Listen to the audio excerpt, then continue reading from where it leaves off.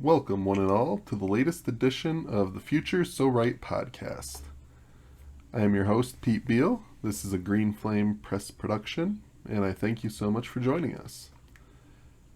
Just to kick things off, I want to take a moment to thank everyone who tuned into our last episode a couple weeks ago on goals for 2022 and setting effective goals for ourselves.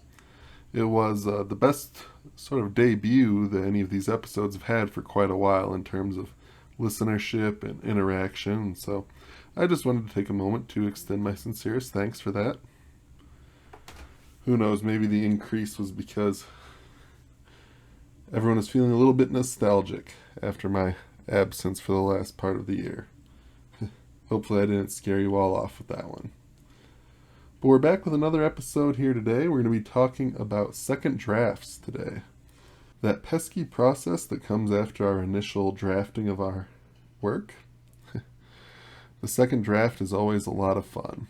So I'm going to be sharing some tips and tricks from my own experience, some thoughts of what makes for an effective second draft process, and we'll go from there, have a little bit of discussion on the topic. If you enjoy the content today, please make sure you hit that thumbs up button down below.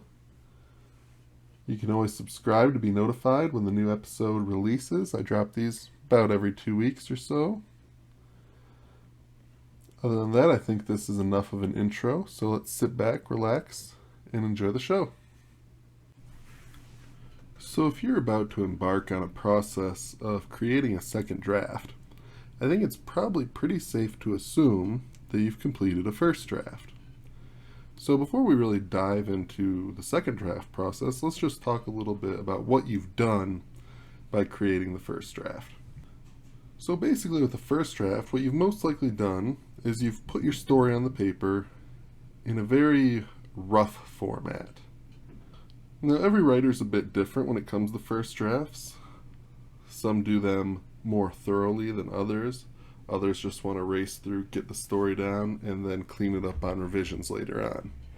But no matter how rough or complete your first draft is, I think we can all accept the fact that we're never going to be at a point with a first draft where we think, we're all good, I'm ready to release this, I'm all done with this book. That's where the second draft comes in. A lot of people think that the second draft is often harder to get through than the first. Some people think it's the hardest draft period to get through, and I think there's a lot of reasons for that. Think about it. If you've put together a very rough form of your story for your first draft, your second draft can end up being, in many ways, a painful process, because you're going to be going through that first draft that you worked so hard on and you put a lot of effort into, and you're going to be picking it apart, and you're going to be noticing all of the errors that you made on that first time through. So, in many ways, a second draft can be a bit of a shot to the ego. But you have to get past that. It's the same for everybody. We're all going to find mistakes that we're sort of embarrassed by.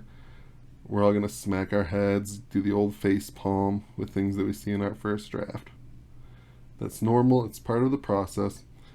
It's something every writer has to embrace. So if this is your first time going through a second draft, I just wanted to establish that, feeling inadequate or ashamed of your work on your second draft, it's very normal. I know it's something that I struggled a bit with the first time I went through a second draft on my work, so just something I wanted to touch on. Normal part of the process, nothing to be ashamed of. Everybody's first draft is rough, especially your first draft. We only learn by doing. So now that we got that out of the way, let's just dive into a few things that we need to know about how to do a second draft and my advice for completing that process. Now, the first suggestion I would make to anyone who's facing the prospect of creating a second draft of a manuscript, especially for the first time, but really I think this applies whether you're doing this for the first time, or the 5th time, or the 220th time. Don't jump into it right after you finish your first draft. You know, don't come through and, you finish your first draft, and that same day, as soon as you finish, you go back to chapter one and you start working on your second draft. I don't think that is a well advised move to make. To me, I think it's important to put distance between yourself and your project before you dive into it and start looking to make changes. It's important to look at it with fresh eyes, and that's just hard to do if you don't take time off. So, how much time do you need to take off in between doing a first and second draft? Well, you're going to have to play around a little bit and find what works best for you. But I would say at an absolute minimum, 1 week. Don't look at it for a week. Probably more preferable for me at least to do about 2 weeks. Some writers might need more time. Some writers might need a full month away from that project. Now, I'm not saying you need to completely step away from writing. There are other things you can do to keep your creative juices flowing. Maybe, say, work on an outline for the next book you plan on writing. That way, once you finish your second draft, you can dive into that.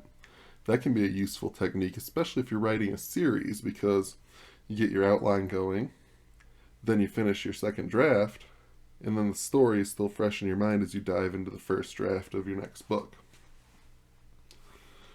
But really, before you dive into the second draft, and honestly, this could be applied to any draft, third, fourth, fifth, take a little bit of time in between. What happens if you don't take that time off? You're not going to be able to spot your mistakes quite as easily. The writing process is still too fresh in your mind. You're not going to be able to look at it as objectively. Maybe there's a plot hole that you're just not seeing. Now, if you take time away from the story, and then you look at this with an objective mind, you might spot that. But if you start your second draft right away, you're still in drafting mode from first draft. Similarly, if you don't give yourself adequate time, you might be overly critical of your own work. This can depend a little bit on your personality type, but you might dive into a second draft and guess what? You're going to find a lot of things like typos and misspellings and things like this. And you might allow that to get into your head a little bit more than it would if you gave yourself an adequate break. Once we take a few days from our first draft, we'll realize what a monumental accomplishment it is to get that done. And so you go into the second draft with, let's say, more perspective on what you've already accomplished. You won't be riding the highs and lows quite so much when you go into your second draft. So that's always my first piece of advice. Step away, don't dive right into it. Give yourself minimum a week, more if you need it. Okay, so you've taken your break and now you're ready to get started on your second draft. The first thing you should do, in my view, is set goals for yourself. Decide what it is you want to accomplish with this second draft.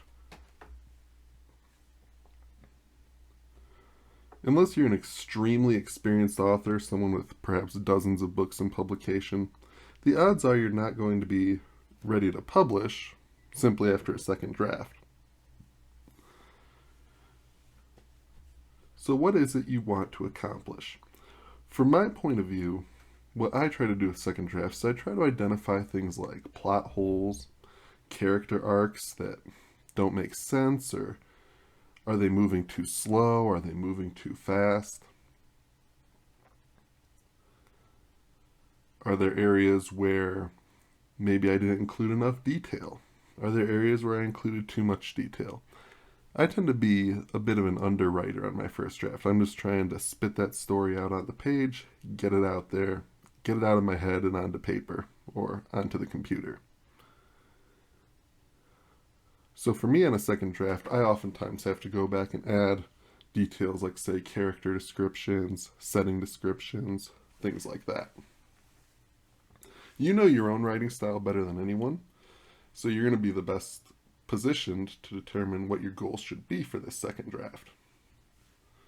One thing that I do advise against is spending a little bit too much time on things like typos, grammatical errors, spelling errors.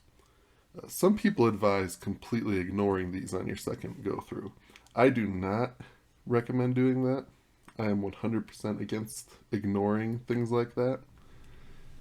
What I'm saying is, if you see it and it's obvious, fix it.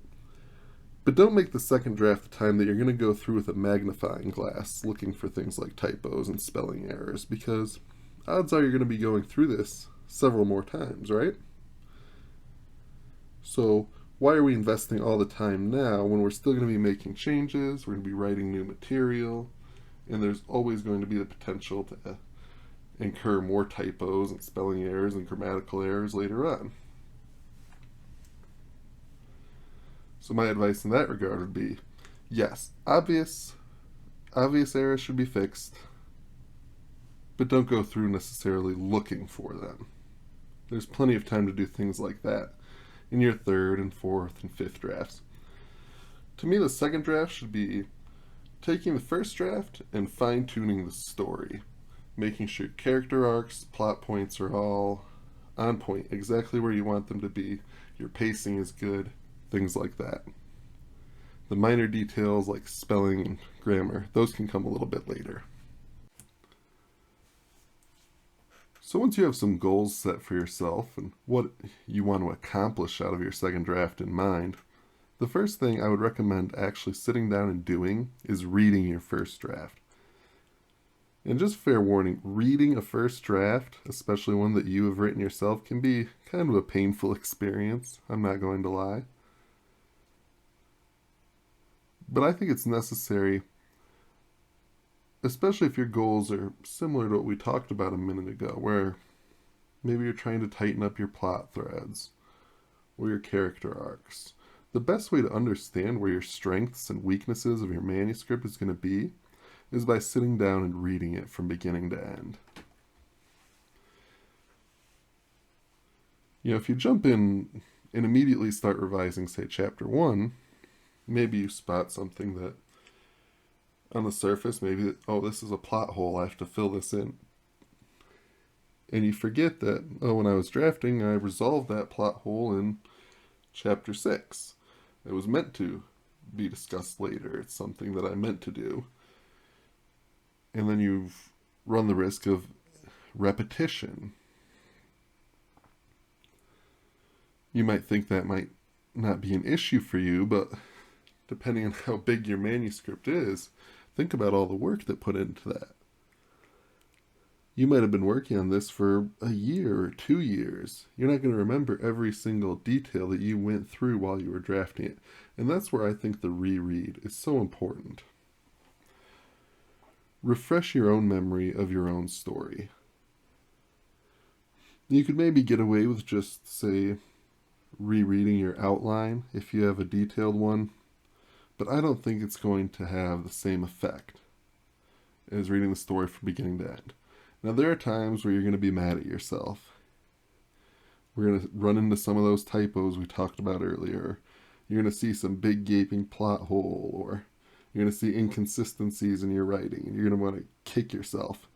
Don't do it. It's part of the process, especially the newer you are at this, the worse that's going to be for you, but the more you're going to learn from the experience.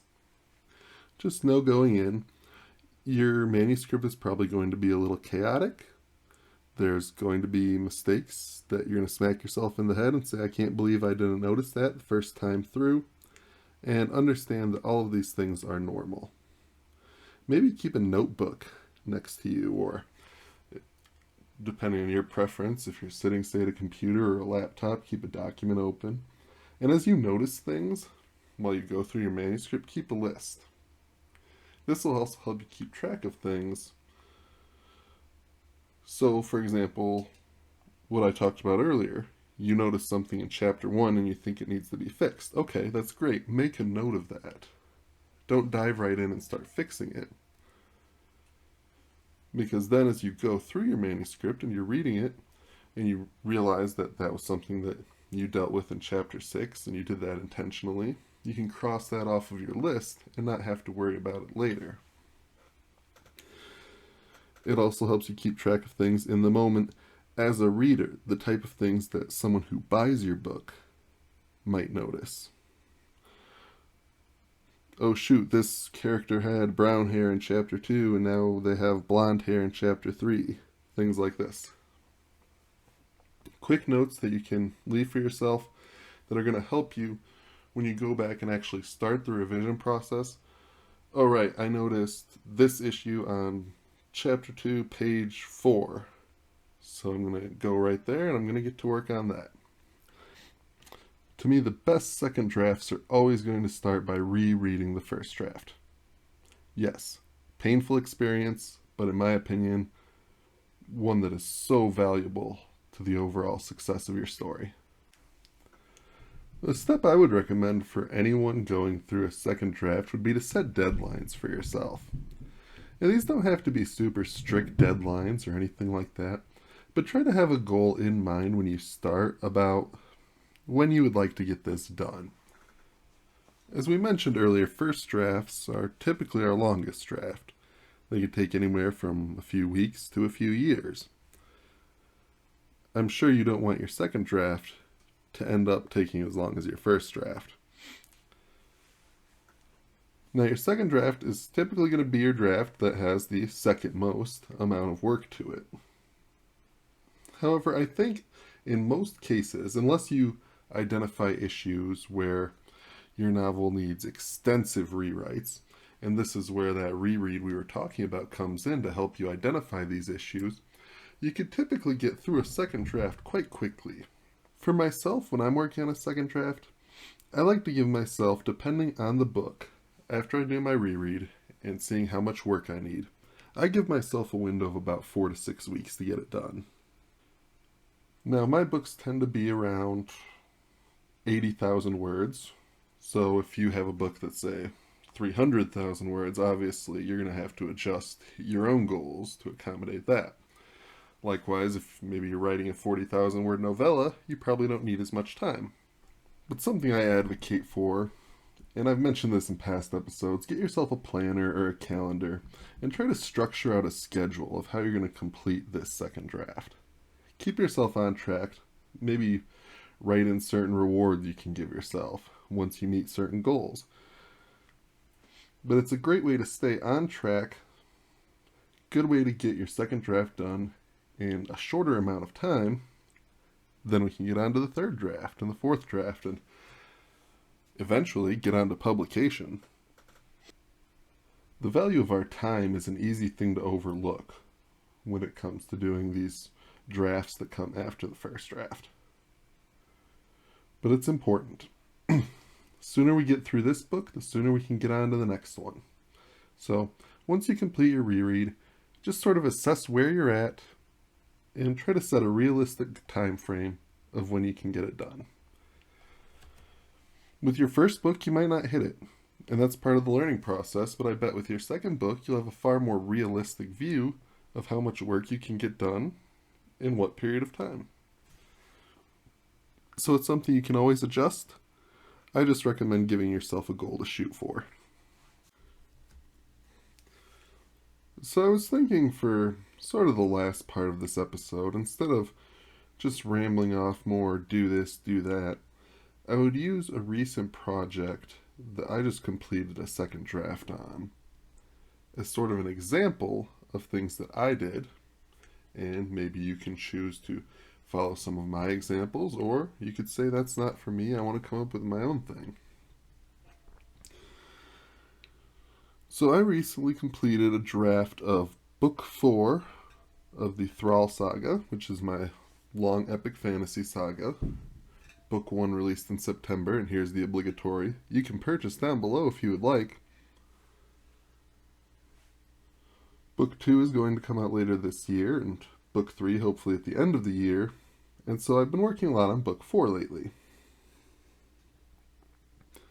So this was the second full draft I've done of this story. And so I had to identify those areas I was talking about earlier. Where does this need work? This book, when I wrote it, it came really quickly for me. The first draft, I don't remember exactly how long. I want to say maybe 6 weeks. Now, it's great when I managed to get through a first draft that quickly, but I knew going in that there were going to be issues just based on how quickly I got it done. One of which being, I tend to underwrite when I write really quickly. So this is a large-scale epic fantasy series, and this book is the first book of a 3-book set, which is introducing a pretty new set of characters. Almost everyone in this story is a new character, including our main protagonist. So I knew out of the gate, even before I did my reread, I was probably going to have to work quite a bit on character development and building the various relationships between the characters. Particularly, the book has a military theme. It's a fantasy military theme. And the main relationship in the book is between 4 new recruits to a medieval army. And they form a friendship, and I really want to get, since that's really at the core of this 3-book set, I really want to get that particular aspect of the story just right. In addition, I'm also introducing, well, not necessarily introducing a new fantastical race. I alluded to them in the previous series, but we haven't actually met anyone from this race before.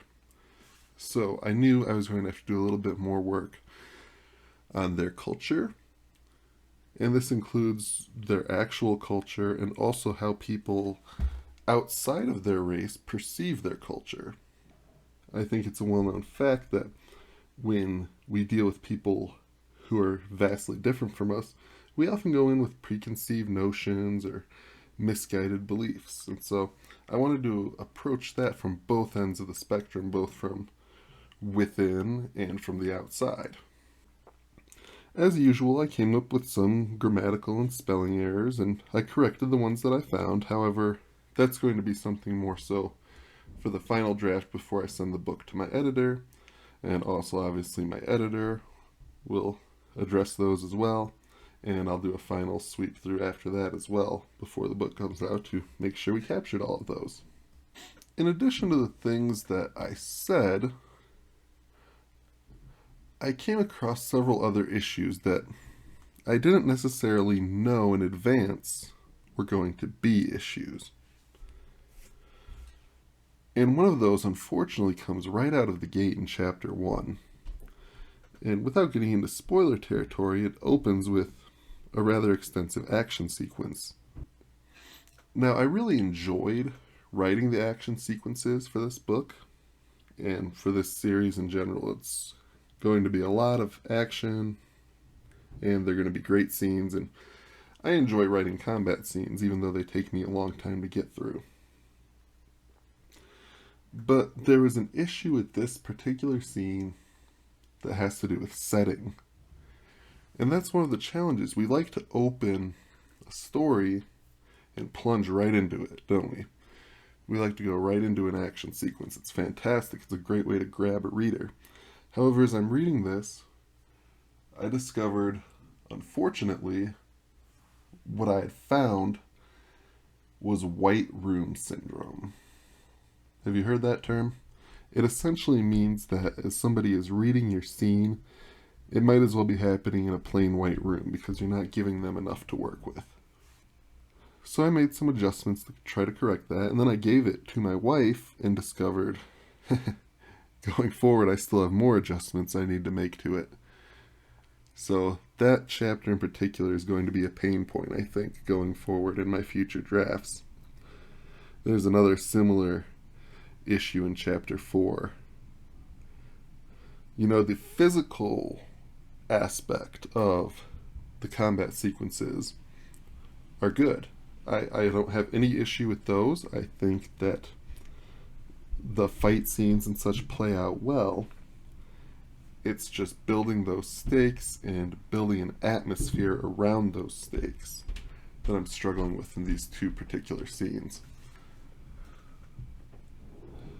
And that brings me to a point I want to make, which is, we mentioned this earlier a little bit, but don't expect your second draft to be perfect. Don't expect it to be anywhere near close to publication, because I can tell you, this is my 4th book I've done this on. This book is nowhere near ready for publication. It has a long way to go. On a positive note, when you go into a second draft, you're going to find things that you really like that you did. Like, for example, when I was going through this book, in those early chapters, I had mentioned some struggles with certain scenes, but there's one aspect in particular, which is I mentioned this was a military themed book. There's a drill sergeant character in those first few chapters, and I absolutely love that character, and I've had a lot of fun working with that. I was also pleasantly surprised by how thorough of job I had done with that friendship between the four young recruits. It still has work to do, but to be honest, I had done a better job upon reflection than I thought I had. The last aspect that I really want to touch on when I was going through this was this is a book that has several antagonists, all of whom play very large roles, but the one primary antagonist, I had some work to do with him, getting his motivations just right. I really like to dive into the head of an antagonist and figure out what's motivating them. Why are they doing what they're doing? I don't like very generic bad guys. I want there to be a reason why they're a bad guy. And keep in mind, bad guys, we should really just do an episode on this. Bad guys don't think of themselves as bad guys. So there's more to flesh out there, and some of that will happen in the following book, which I've already have a first draft done on. Touching on things that I really enjoyed when I revisited this book and this manuscript, I absolutely loved the ending. I love leaving people with a bit of a cliffhanger, and that's what I managed to do here. And I hope that readers will enjoy it. I hope that readers will sort of curse me for leaving them in the position that I'm going to leave them in.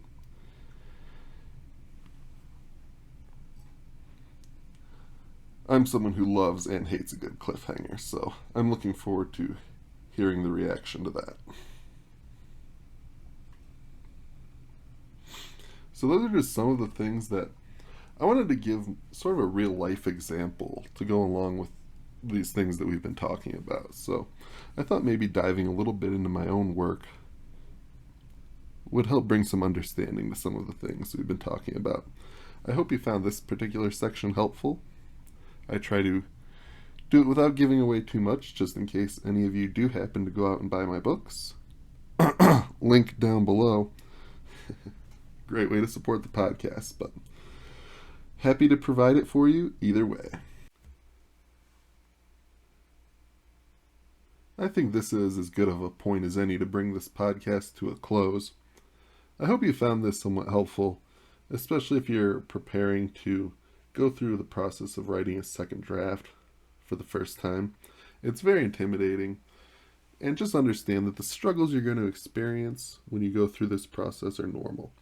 Hopefully hearing a little bit about some of what I've gone through on a recent second draft helps encourage you, know that you're not alone in this struggle. Thank you so much for tuning into the podcast. If you enjoyed it, please hit that thumbs up button. Want to be informed of the next release? Hit the subscribe button in the bottom right-hand corner of your screen. Always looking for topic suggestions and things to discuss. The website is petebeal.com. I have it linked down below. You fill out the form. You can ask a question I will read on the podcast. You can make a topic suggestion. You can even be a guest of the podcast if you're an author, a writer, an editor, a cover artist, anyone dealing with the book industry. I'd love to talk to you. We'll be back with another episode in a couple of weeks. Make sure you're following me on my social media platforms, also linked down below. Sometimes I do polls on the next topic. I think I'm going to do that for our next episode. So if you want to have a say in what the next episode is going to be, make sure you're following me. And with that, I am officially out of things to say. So I do hope you enjoyed the podcast. I hope you'll tune into the next one. Until next time, please stay safe, stay healthy, stay creative. Always keep writing. Thank you very much.